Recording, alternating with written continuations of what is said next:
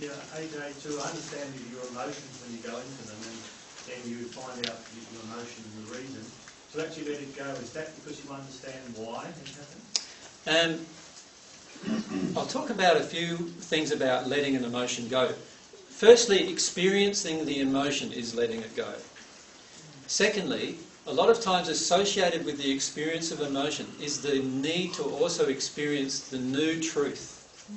So you could say, that, remember, here's our soul. Is everyone seeing what that colour is? It's probably not very bright, is it? Here's our soul, right? That's not much better either.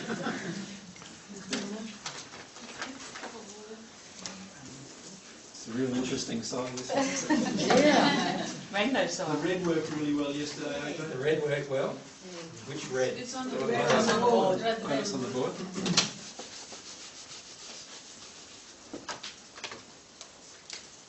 Yeah, alright.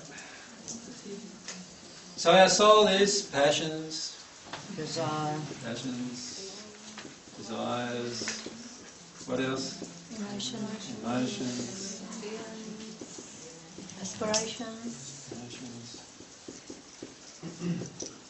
memories, okay, etc. It's two influences on our soul. Truth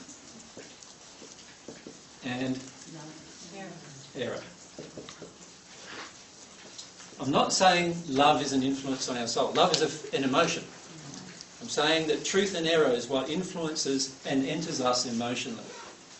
Right? Now, love is a truth-based emotion. Right? Hatred is an error-based emotion. You follow me? Fear is an error-based emotion. Wisdom is a truth-based emotion. Right? So there's all these different emotions. Now, the trouble with all of these emotions is they enter you emotionally. They're not thoughts, they are feelings inside of you. They're feelings that you feel. So, let's say when I'm 1 year of age, I'm screaming my lungs out because of something just happened to me, and my mother and father just leave me be and they don't even hold me. What's my emotion? I'm unloved, abandoned. Right. Now that emotion enters me as a belief that I believe is true. I am abandoned. Rejected.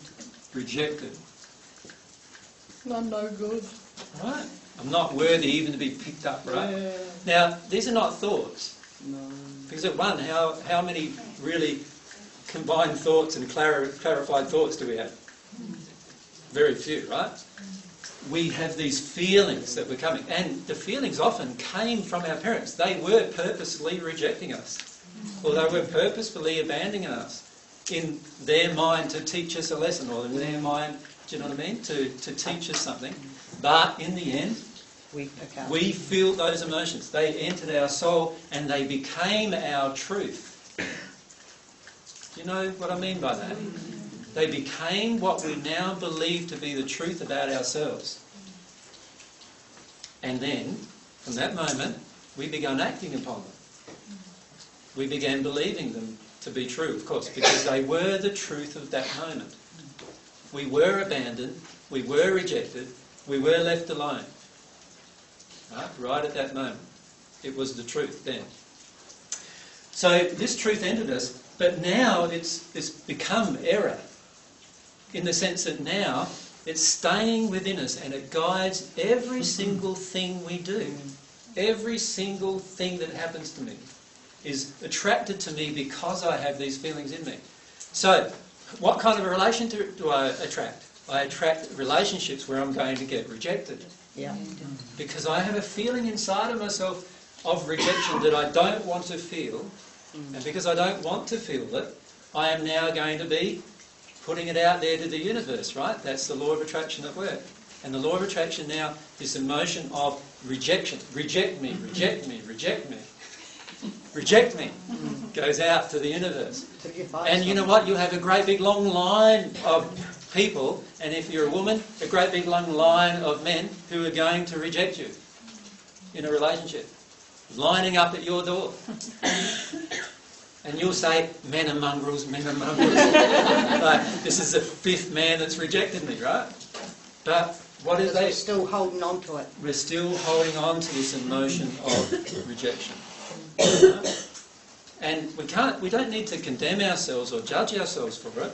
It happened in a truthful environment. It really happened to us at some point in our life where we were rejected, we were abandoned, right? But now it's come to define our life.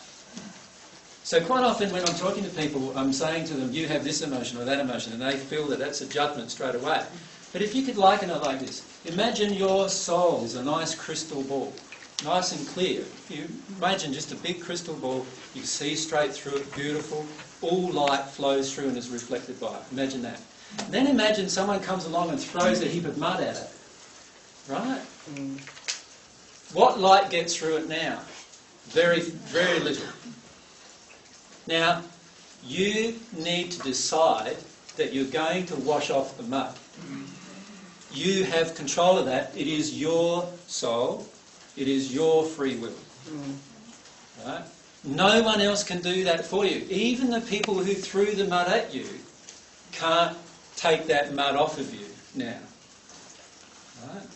You need to decide to do it. Because it's entered you as emotions in the soul that you now to believe to be truth. And that's where you're going to need courage, to actually allow yourself now to experience those emotions that you locked up inside of yourself, which has become the mud that defines your life. Yeah? And when you do that, what will happen then is that you will have the ability to feel all of your own emotions without being afraid of any of them. And when you can do that, you can feel God's emotions without being afraid of any of them either. And then you have the ability to grow and become at one with God using that technique. Right? But if you decide that this mud defines you, you're going to become very attached to that mud. Yeah? And so when somebody says to you, oh, you know, Peter, you've got this little issue, you know, where you know, you're not very emotionally sort of connected with people. And what I do is say, hang on a sec, he's talking about me, right? He's talking about me, and how dare he do that? And what do we do then? Is we go ahead and just defend the castle that we've created. Don't we? And so every single thing that comes across for it, law of attraction, every man that comes into my life in this case rejects me. So what do? Every new man I'm really suspicious of now. Right? He's going to reject me. I'm looking for times when he's going to reject me now, right? Aren't I? Because I am so now suspicious and so guided by trying to prevent this, that I am actually now in the state where I'm trying to intellectually determine whether somebody's going to reject me. And you know what? The truth is, yes, he's going to reject you because of that emotion in you. That's the only reason why. Yeah? So is it then important to get back to the very first time that that belief came into your mind? Is that, because if you're 1, or maybe if you're only 3 months old, for instance, that happened, and you're trying to work through those issues, is it important to actually know what instant that actually happened? I mean, firstly, the belief did not enter your mind. right. The belief was an emotion that entered your soul. So firstly, get that. Sorry. Now, if that's the case, then the mind is really unnecessary, isn't it, in this process? Yeah. Can you see that? Yeah. Because the belief, the feeling, the emotion is in your soul. Yeah. So you will need to feel that emotion in the soul. You won't need to think how it got there. You won't need to know even the occasion it got there. But most of the time, the memory, which is in your soul, will probably appear to you when you allow yourself to feel the emotion. So, like Gloria mentioned earlier, that she actually traced some things back and she could feel these feelings that came from when she was in Mum's womb even. Now, obviously she didn't have any thoughts at that stage. They were just feelings hitting her. And allowing yourself to feel the feelings, you know the source. Is it also important, is it important to be able to to name the emotion? Because sometimes the emotion is just a feeling, and is it important to say, well, now what is this feeling now? You know what I mean? And our desire to name an emotion generally comes from our intellect wanting to understand. However, when we begin, knowing the emotion can sometimes be very helpful for us to connect with it emotionally. So my suggestion is do whatever is going to help you feel the emotion. So if naming it helps you feel it, go ahead and name it. Right? So if you can naming it actually blanket it too as well? Oh, like certainly. I could say, yeah, I felt unworthy then. Well, that's great. I've acknowledged that I felt unworthy, but has it done anything yet? No, because I still have the unworthy emotion, the unworthy feeling is inside of my soul. It's not going to come out until I experience it, until I feel it.